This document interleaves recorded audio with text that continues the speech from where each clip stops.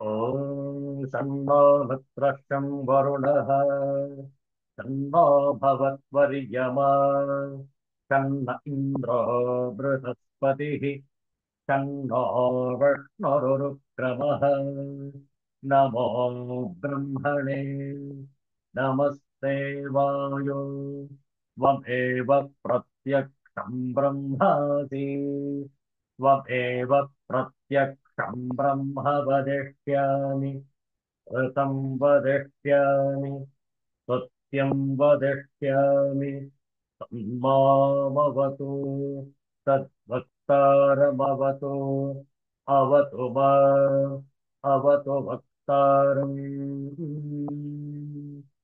ॐ शान्तिः शान्तिः शान्तिः हरिः ॐ श्रीगुरुभ्यो नमः हरिः ॐ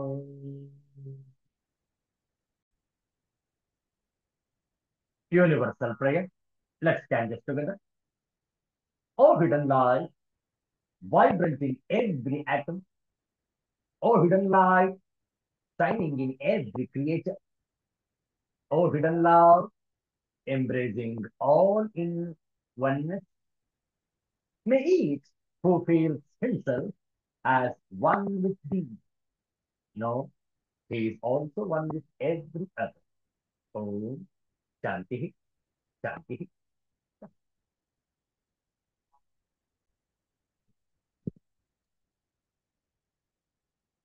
ಇಂದು ಮಂದವಾಸರ ಅಥವಾ ಸ್ಥಿರವಾಸರ ಶ್ರೇಷ್ಠವಾದಂತಹ ಶನಿವಾರದ ಮುಸ್ಸಂಜೆ ಆಶ್ವಯುಜ ಶುದ್ಧ ದ್ವಾದಶಿ ಅಕ್ಟೋಬರ್ 4ನೇ ತಾರೀಕು 2025ನೇ ಇಸವಿ. ಇಂತಹ ಶ್ರೇಷ್ಠವಾದಂತಹ ಶನಿವಾರದ ಮುಸ್ಸಂಜೆಯಲ್ಲಿ ಗೀತಾ ಧ್ಯಾನ ಶ್ಲೋಕಗಳ ಪಾರಾಯಣ ಒಟ್ಟಿಗೆ ಮಾಡುವ ಸಾಹಿತ್ಯವನ್ನು ಪರದೆಯ ಮೇಲೆ ಹಂಚಿಕೊಂಡಿದ್ದೇವೆ. ನಮ್ಮನ್ನು ಅನುಸರಿಸಿ ತಾವು ಕೂಡ ಪಾರಾಯಣವನ್ನು ಮಾಡಿ. ಓಂ ಪಾರ್ಥಾಯ ಪ್ರತಿಬೋಧಿತಾ ಭಗವತ ನಾರಾಯಣೇನ ಸ್ವಯಂ ವ್ಯಾಸೇನ ಗ್ರಥಿತಾಂ ಪುರಾಣಮುನಿನ मध्ये महाभारतम् अद्वैतामृतवर्षिणी भगवती अष्टादशाध्यायिनी अम्ब त्वामनुसन्दधामि भगवद्गीते भवद्वेषिणी नमोऽस्तु ते व्यासविशालबुद्धे तुल्लारविन्दायतपत्रनेत्र येन त्वया भारततैलपूर्णः प्रज्वालितो ज्ञानमयः प्रदीपः प्रपन्नपारिजाताय स्तोत्रवेत्रैकपाणये ज्ञानमुद्राय कृष्णाय गीतामृतदुहे नमः। सर्वोपनिषदो गावो दुग्धा गोपालनन्दनः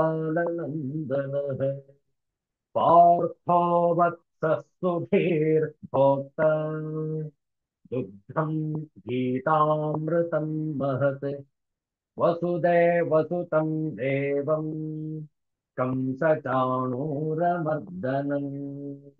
देवकी परमानन्दं कृष्णं वन्दे जगद्गुरुम्। भीष्मद्रोणतटा जयद्रथजल गान्धारनीलोत्पल शल्यग्राहवती कृपेण वहनी कर्णेन वेलाकुल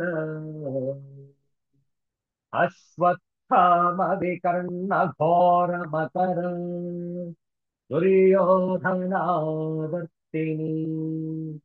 सोत्तीर्णा खलु पाण्डवैरणनदी कैवर्तकः केशवः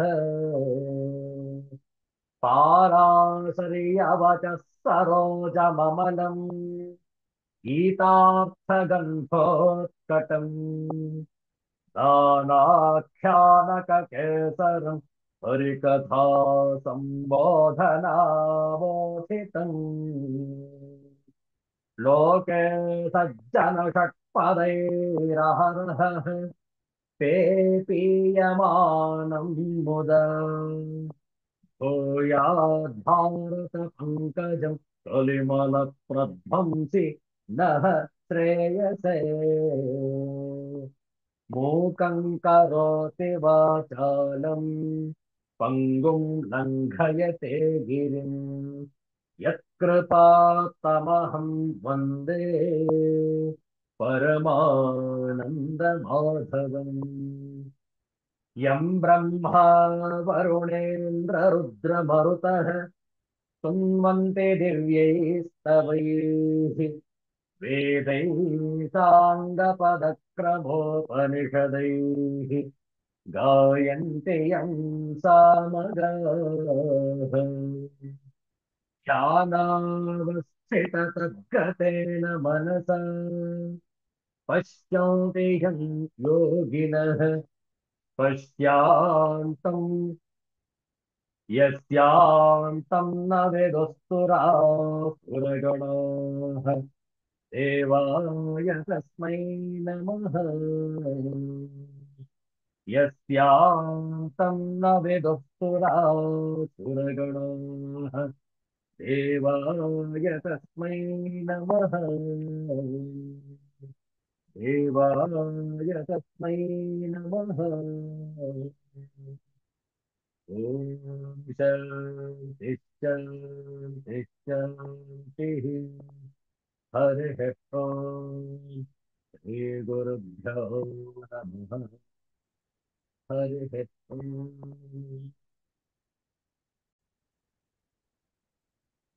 ಶ್ರೀ ಸದ್ಗುರುಗಳ 2 ನಿಮಿಷ ನಾಮ ಜಪ ಹೇಳಿಕೊಡ್ತೇವೆ, ತಾವು ಪುನರಾವರ್ತಿಸಬಹುದು.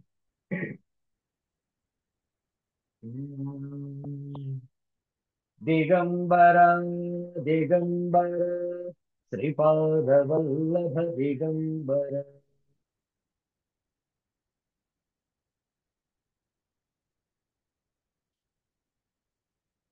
ದಿಗಂಬರ ದಿಗಂಬರ ಶ್ರೀಪಾದವಲ್ಲಭ ದಿಗಂಬರ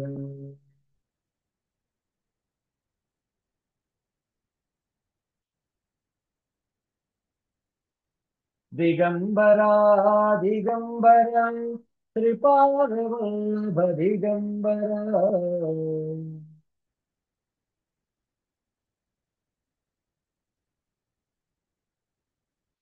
ब्रह्मा विष्णु महेश्वर श्रीपादवल्लभ दिगंबर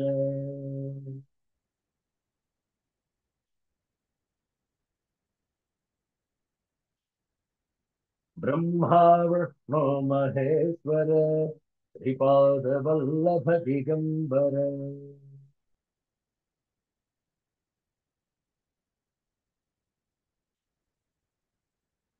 दिगंबर दिगंबर श्रीपादवल्लभ दिगंबर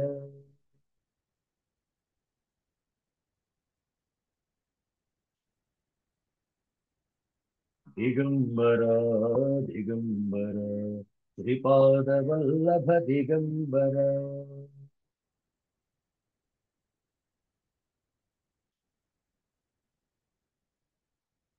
दिगंबर दिगंबर श्रीपादवल्लभ दिगंबर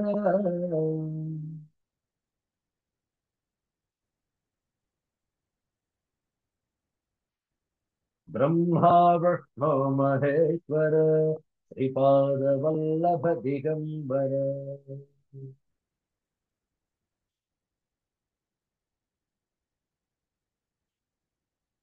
ब्रह्मा विष्णु महेश्वर श्रीपाद वल्लभ दिगंबर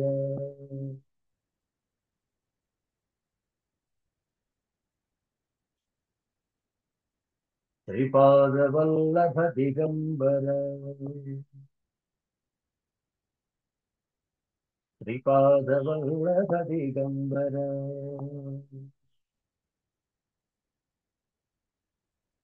सिद्धांत अवधूत चिंतन श्री गुरुदेव दत्त जय जय रघुवीर समर्थ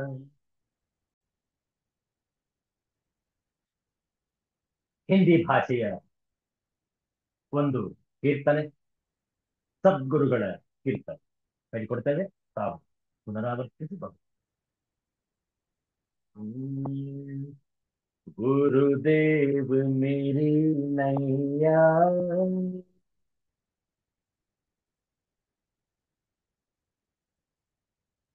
उस पार लगा देना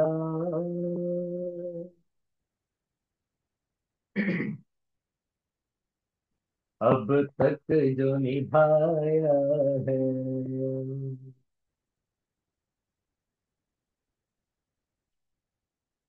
आगे भी निभा देना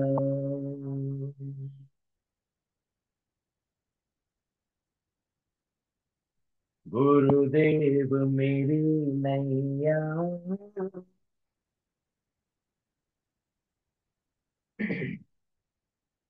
उस पार लगा देना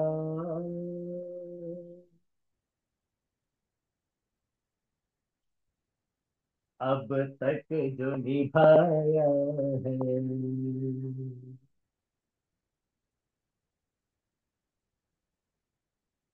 आगे भी निभा देना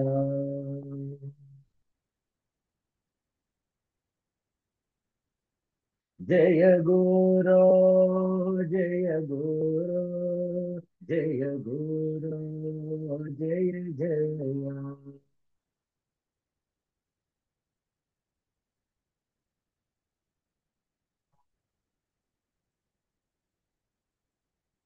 गुरुदेवा गुरुदेवा गुरुदेवा गुरुदेवा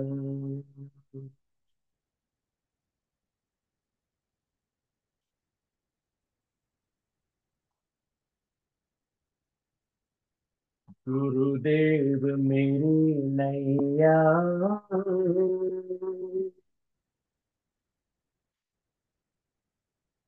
उस पार लगा देना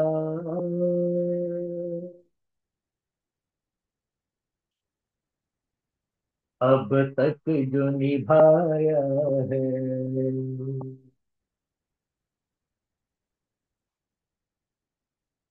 आगे भी निभा देना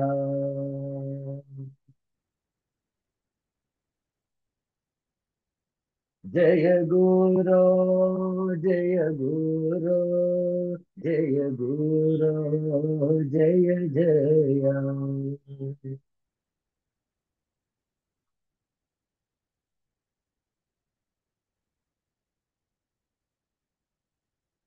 गुरुदेवा गुरुदेवा गुरुदेवा गुरुदेवा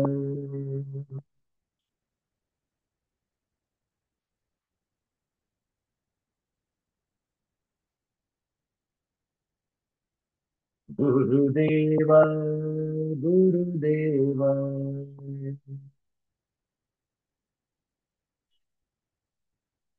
गुरुदेव मेरी नैया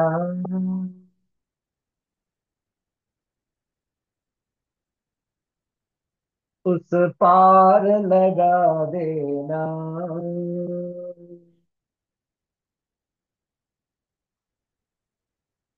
अब तक जो निभाया है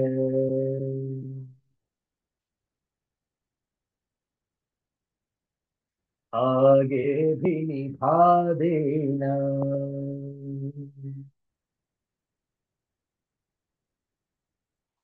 आगे भी निभा देना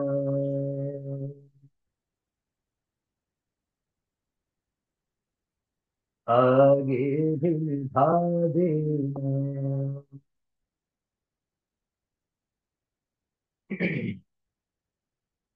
सिद्धांत अवधूत चिंतन श्री गुरुदेव दत्त। जय जय रघुवीर समर्थ श्री सद्गुरुनाथ महाराज की जय।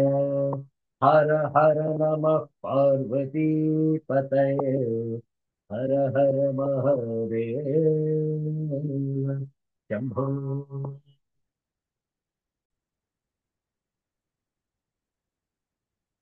ನವರಾತ್ರಿಯ ಸಂದರ್ಭದಲ್ಲಿ ಶ್ರೀಮದ್ ಭಗವದ್ಗೀತೆಯ ಷೋಡಶೋಧ್ಯಾಯ ಇದರ ಆರಂಭವಾಗಿತ್ತು. ಕಳೆದ ವಾರ ಈ ಅಧ್ಯಾಯದ ಪರಿಚಯವನ್ನು ಮಾಡಿಕೊಂಡೆವು. ಇಂದು ಈ 16ನೇ ಅಧ್ಯಾಯದ ಮೊದಲ ಶ್ಲೋಕದ ಭಾಷ್ಯವನ್ನು ನೋಡೋಣ. ಪ್ರಾರಂಭದಲ್ಲಿ ಕೆಲವು ಶ್ಲೋಕಗಳ ಪಾಠ. ಪ್ರತಿಯೊಂದು ಶ್ಲೋಕವನ್ನು ಹೇಳಿಕೊಡ್ತೇವೆ, ತಾವು ಪುನರಾವರ್ತಿಸಬಹುದು. ಅಧ್ಯಾಯ 16, अध्याय 16, षोडशोध्याय दैवी और आसुरी स्वभाव. ಈ ಅಧ್ಯಾಯದ ಕೆಲವು ಶ್ಲೋಕಗಳ ಪಾಠ. ಓಂ ಶ್ರೀ ಪರಮಾತ್ಮನೇ ನಮಃ.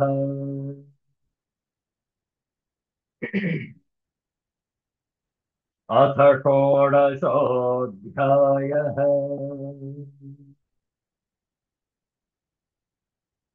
दैवासुरसम्पद्विभागयोगः.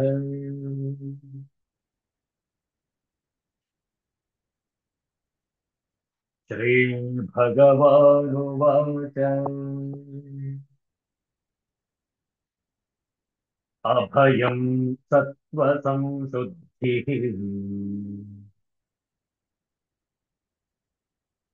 ज्ञानयोगव्यवस्थितिः दानं दमश्च यज्ञश्च स्वाध्यायस्तप आर्जवम्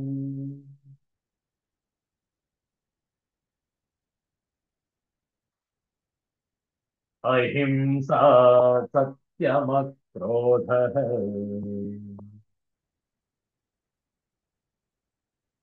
त्यागः शान्तिरपैशुनम्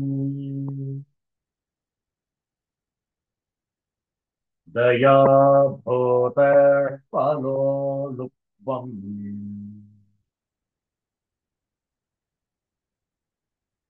मार्दवम् श्रीरचापलम्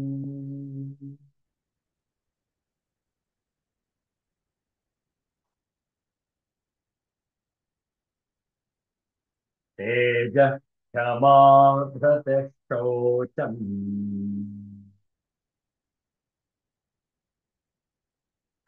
अद्रोहो नातिमानितम्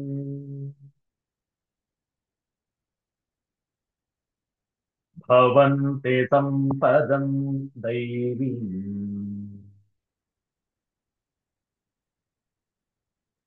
अभिजातस्य भारत। ॐ शान्ति शान्ति शान्तिः। हरिः ॐ श्रीगुरुभ्यो नमः। हरिः ॐ. ಇಂದು ಷೋಡಶೋಧ್ಯಾಯದ ಮೊದಲ ಶ್ಲೋಕದ ಭಾಷ್ಯವನ್ನು ನೋಡೋಣ. ಅದಕ್ಕೂ ಮೊದಲು ಹಿಂದಿ ಹಾಗೂ ಆಂಗ್ಲ ಭಾಷೆಯ ಅನುವಾದವನ್ನು ಕೂಡ ನೋಡಿಬಿಡೋಣ. ಈ ಒಂದು ಪುಸ್ತಕದಲ್ಲಿ ಈ ಮೊದಲು 3 ಶ್ಲೋಕಗಳ ತಾತ್ಪರ್ಯವನ್ನು ಒಟ್ಟಿಗೆ ಕೊಟ್ಟಿದ್ದಾರೆ. ಕಾರಣ, ಈ ಮೊದಲ 3 ಶ್ಲೋಕಗಳು ದೈವಿ ಸಂಪತ್ತನ್ನು ಹೇಳುತ್ತಿರುವುದರಿಂದ ಆ 3 ಶ್ಲೋಕಗಳ ಒಟ್ಟು ತಾತ್ಪರ್ಯ ಇಲ್ಲಿ ಕೊಟ್ಟಿದ್ದಾರೆ. ಒಮ್ಮೆ ನೋಡೋಣ. ಭಗವಾನ್ ನೆ ಕಹಾ, ಹೇ ಭಾರತ ಪುತ್ರ, ನಿರ್ಭಯತಾ, आत्मशुद्धि, आध्यात्मिक ज्ञान का अनुशीलन, दान, आत्मसंयम, यज्ञपरायणता, यज्ञपरायणता, वेदाध्ययन, तपस्या, सरलता, अहिंसा, सत्यता, क्रोध विहीनता, त्याग, शांति, छिद्रान्वेषण, छिद्रान्वेषण में अरुचि, समस्त जीवों पर करुण, लोभ विहीनता, भद्रता, लज्जा, संकल्प, तेज, क्षमा, धैर्य, पवित्रता, ईर्ष्या तथा सम्मान की अभिलाषा से मुक्त, ये सारे दिव्य गुण हैं जो दैवी प्रकृति से संपन्न देवतुल्य पुरुषों में पाए जाते हैं। ನೋಡಿ, 26 ದೈವಿ ಸಂಪತ್ತುಗಳು ಒಂದೊಂದಾಗಿ ನೋಡೋಣ. ಈಗ ಆಂಗ್ಲ ಭಾಷೆಯ ಅನುವಾದ, ಮೊದಲ 3 ಶ್ಲೋಕಗಳ ತಾತ್ಪರ್ಯ.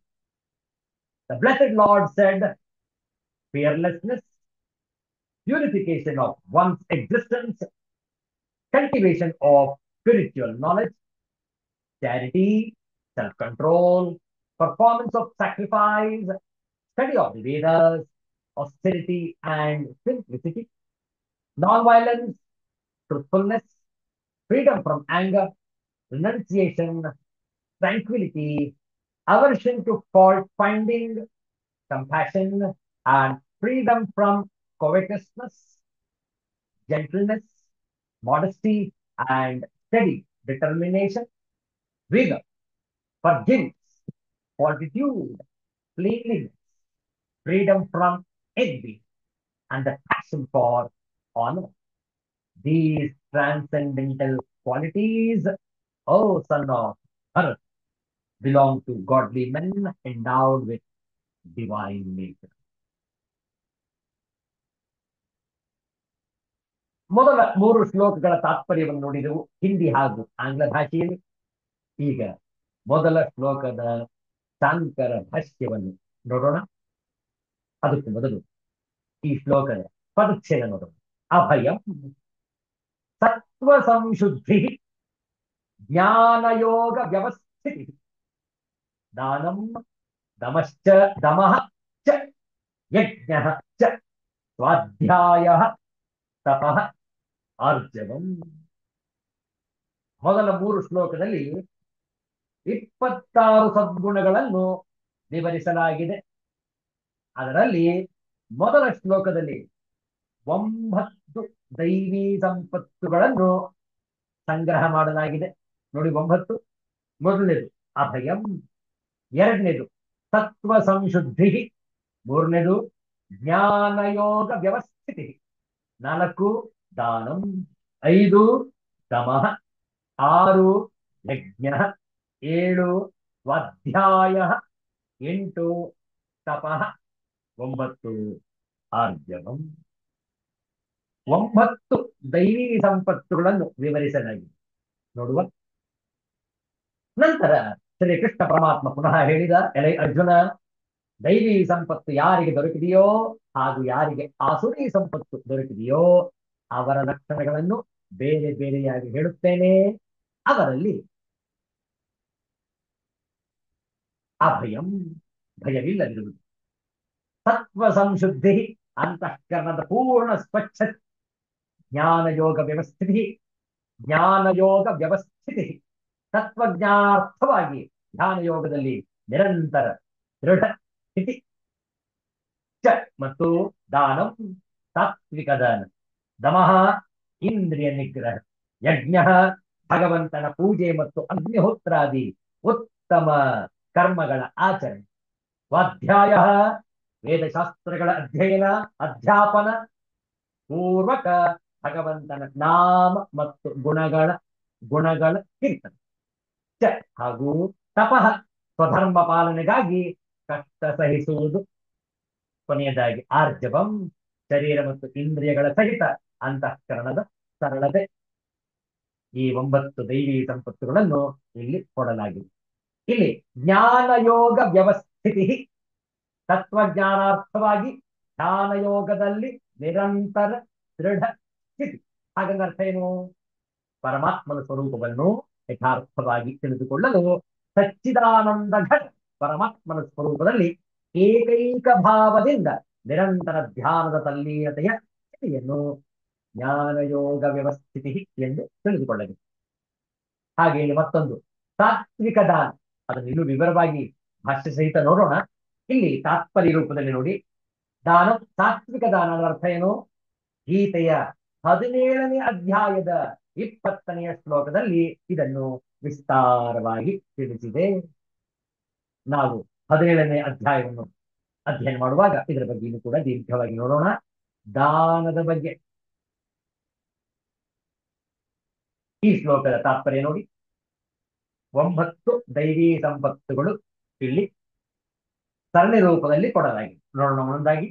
ಭಯವಿಲ್ಲದಿರುವುದು, ನಿರ್ಮಲವಾದ ಅಂತಃಕರಣ, ತತ್ವಜ್ಞಾನಾರ್ಥವಾಗಿ ಧ್ಯಾನ ಯೋಗದಲ್ಲಿ ನಿರಂತರ ದೃಢಸ್ಥಿತಿ, ಸಾತ್ವಿಕ ದಾನ, ಇಂದ್ರಿಯ ನಿಗ್ರಹ, ಭಗವಂತನ ಪೂಜೆ ಮತ್ತು ಅಗ್ನಿಹೋತ್ರಾದಿ ಉತ್ತಮ ಕರ್ಮಗಳ ಆಚರಣೆ, ವೇದಶಾಸ್ತ್ರಗಳ ಅಧ್ಯಯನ ಅಧ್ಯಾಪನ ಸಹಿತ ಭಗವಂತನ ನಾಮ ಸಂಕೀರ್ತನೆ, ಹಾಗೂ ಸ್ವಧರ್ಮ ಪಾಲನೆಗಾಗಿ ಕಷ್ಟ ಸಹಿಸುವುದು, ಶರೀರ ಮತ್ತು ಇಂದ್ರಿಯಗಳ ಸಹಿತ ಅಂತಃಕರಣದಲ್ಲಿ ಸರಳತೆ.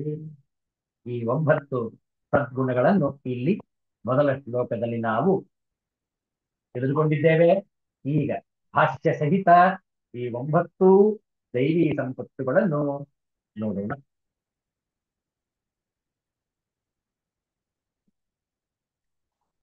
ಭಗವಂತನು ಹೇಳಿದನು, ಹೇ ಅರ್ಜುನ, ಈ ಲೋಕದಲ್ಲಿ 2 ಪ್ರಕಾರದ ಮನುಷ್ಯರು ಸೃಷ್ಟಿಯಾಗಿದ್ದಾರೆ.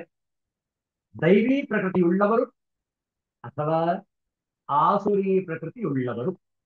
ದೈವಿ ಸಂಪತ್ತನ್ನು ಪಡೆದು ಜನಿಸಿರುವ ಪುರುಷನ 26 ಲಕ್ಷಣಗಳು ಹೀಗಿವೆ. ಮೊದಲನೇ ನೋಡಿ, ನಿರ್ಭಯತೆ, ಅಭಯಂ, ಭಯದ ಸರ್ವಥಾ ಅಭಾವ, ಯಾವುದಕ್ಕೂ ಹೆದರದವನು, ಭಗವಂತನಲ್ಲಿ ಸದಾ ನಂಬಿಕೆಯನ್ನು ಇಟ್ಟುಕೊಂಡು ಏನೇ ವಿರೋಧ ವಿಪತ್ತು ತೊಂದರೆಗಳು ಬಂದರೂ ಎದೆಗುಂದದೆ ಧೈರ್ಯದಿಂದ ಎದುರಿಸುವವನು. ಭಗವಂತನು ನಮ್ಮೆಲ್ಲರ ಅಭಯಪ್ರದಾಯಕ ರಕ್ಷಕ ಎಂಬ ಭಾವನೆಯನ್ನು ದೃಢವಾಗಿ ಹೊಂದಿರುವವನು.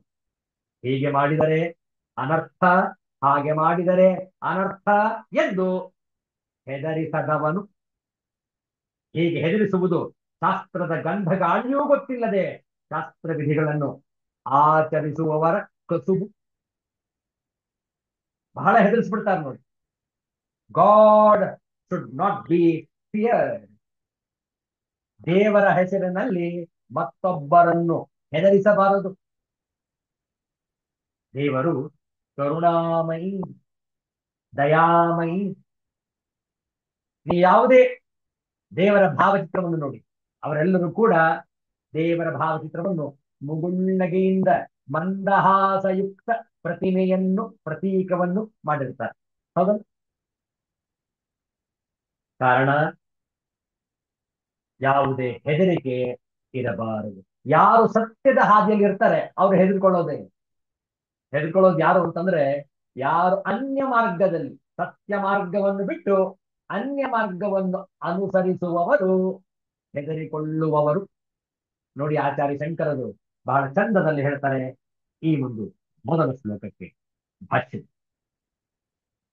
ದೈವಿ ಆಸುರಿ ರಾಕ್ಷಸೀ ಚ ಇತಿ ಪ್ರಾಣಿನ ಪ್ರಕೃತಯ 9ಮೇ ಅಧ್ಯಾಯೇ ಸೂಚಿತಾ ತಾಸಾ ವಿಸ್ತರೇಣ ಪ್ರದರ್ಶನಾಯ ಅಭಯಂ ಸತ್ವ ಸಂಶುದ್ಧಿ ಇತ್ಯಾದಿ ಅಧ್ಯಾಯ ಆರಭ್ಯತೆ. ತತ್ರ ಸಂಸಾರ ಮೋಕ್ಷಾಯ ದೈವೀ ಪ್ರಕೃತಿ ನಿಬಂಧಾಯ ಆಸುರಿ ರಾಕ್ಷಸೀ ಚ ಇತಿ ದೈವ್ಯಾಹ ಆದಾನಾಯ ಪ್ರದರ್ಶನಂ ಕ್ರಿಯತೆ ಇತರಯೋಃ ಪರಿವರ್ಜನಾಯ ಚ. ಬರೀ ದೈವಿ ಸಂಪತ್ತನ್ನು ಹೇಳಿದ್ರೆ ಸಾಕಾಗಿತ್ತಲ್ಲ, ಯಾಕೆ ಆಸುರಿ ಸಂಪತ್ತು ಕೂಡ ಸೇರಿಸಿದರೆ ಈ ಅಧ್ಯಾಯದಲ್ಲಿ? ಈ ಪ್ರಶ್ನೆಗೆ ಉತ್ತರ ಆಚಾರ್ಯ ಶಂಕರರು ಕೊಡ್ತಾ ಇದ್ದಾರೆ ನೋಡಿ. 9ನೇ ಅಧ್ಯಾಯದಲ್ಲಿ ದೇವತೆಗಳಿಗೆ ಸೇರಿದ್ದು ಅಸುರರಿಗೆ ಸೇರಿದ್ದು, ರಾಕ್ಷಸರಿಗೆ ಸೇರಿದ್ದು ಎಂದು ಜೀವರಿಗೆ ಮೂರು ಬಗೆಯ ಪ್ರಕೃತಿಗಳು ಇರುವವೆಂದು ಸೂಚಿಸಲಾಗಿತ್ತು. ಹೌದಲ್ಲ? ದೈವ, ಆಸುರ, ರಾಕ್ಷಸ, ಅವುಗಳನ್ನು ವಿಸ್ತಾರವಾಗಿ ತಿಳಿಸಿಕೊಡುವುದಕ್ಕಾಗಿ ಅಭಯಂ ಸತ್ವ ಸಂಶುದ್ಧಿ ಎಂದು ಮುಂತಾಗಿರುವ ಈ ಅಧ್ಯಾಯವನ್ನು ಪ್ರಾರಂಭಿಸಿರುತ್ತದೆ. ಇವುಗಳಲ್ಲಿ ದೈವ ಪ್ರಕೃತಿಯು ಸಂಸಾರದಿಂದ ಬಿಡುಗಡೆಯಾಗುವ ಫಲವನ್ನು ಕೊಡುವುದಕ್ಕೆ, ಆಸುರಿ ಪ್ರಕೃತಿಯು, ರಾಕ್ಷಸಿ ಪ್ರಕೃತಿಯು ಸಂಸಾರಕ್ಕೆ ಕಟ್ಟು ಬೀಳುವುದಕ್ಕೆ ಕಾರಣವಾಗಿರುತ್ತವೆ. ನೋಡಿ, ದೈವ ಸಂಪತ್ತು ಮಾತ್ರ ಬಿಡುಗಡೆಗೆ ದಾರಿಯನ್ನ ತೋರಿಸುತ್ತದೆ. ಇನ್ನು ಆಸುರ ಸಂಪತ್ತಿ ಹಾಗೂ ರಾಕ್ಷಸಿ ಸಂಪತ್ತುಗಳು ಇನ್ನೂ ಕೂಡ ಸಂಸಾರದಲ್ಲಿ ಕಟ್ಟಿಕೊಳ್ಳುವ ಹಾಗೆ ಮಾಡುವುದು. ಆದ್ರಿಂದ ದೈವ ಪ್ರಕೃತಿಯನ್ನು ಸಂಪಾದಿಸಿಕೊಳ್ಳಬೇಕು ಎಂಬುದಕ್ಕಾಗಿ, ಅದನ್ನು ಉಳಿದವುಗಳನ್ನು ಬಿಡಬೇಕೆಂಬುದಕ್ಕಾಗಿ ಅವನ್ನು ವಿವರಿಸಲಾಗುತ್ತದೆ. ಯಾತಕ್ಕೆ ಆಸುರಿ ಸಂಪತ್ತು ರಾಕ್ಷಸ ಸಂಪತ್ತನ್ನು ಕೂಡ ಹೇಳಿದ್ದಾರೆ? ಯಾಕೆಂದ್ರೆ ಅದನ್ನು ವರ್ಜಿಸಬೇಕು ಅನ್ನುವಂತಹ ಕಾರಣ. ನೋಡುವ ಈ ಅಭಯಂ ಅನ್ನುವಂತಹ ಪದಕ್ಕೆ ಭಾಷ್ಯವನ್ನು ನಾಳೆ ದಿವಸ ಆದಿತ್ಯವಾಸರ ನಾಳೆ ಸಂಜೆ ಇದರ ಬಗ್ಗೆ ಸುದೀರ್ಘವಾಗಿ ಚರ್ಚೆ. ಇಲ್ಲಿಗೆ ಇಂದಿನ ಸತ್ಸಂಗವನ್ನು ಸಂಪನ್ನಗೊಳಿಸುತ್ತಾ ಶಾಂತಿ ಮಂತ್ರದ ಪಾಠ. ಓಂ ಸರ್ವೇ ಭವಂತು ಸುಖಿನಃ, ಸರ್ವೇ ಸಂತು ನಿರಾಮಯಾಃ, ಸರ್ವೇ ಭದ್ರಾಣಿ ಪಶ್ಯಂತು, ಮಾ ಕಶ್ಚಿತ್ ದುಃಖಭಾಗ್ ಭವೇತ್. ಓಂ ಶಾಂತಿ ಶಾಂತಿ ಶಾಂತಿ. ಹರಿಃ ಓಂ. ಶ್ರೀ ಗುರುಭ್ಯೋ ನಮಃ. ಹರಿಃ ಓಂ. ಪುನಃ ನಾಳೆ ಸಂಜೆ 7 ಗಂಟೆಗೆ ಸರಿಯಾಗಿ ಭೇಟಿಯಾಗೋಣ. ಎಲ್ಲರಿಗೂ ಒಳಿತಾಗಲಿ. ಎಲ್ಲರಿಗೂ ಶುಭ. ಜೈ ಶ್ರೀ ಗುರುದೇವ.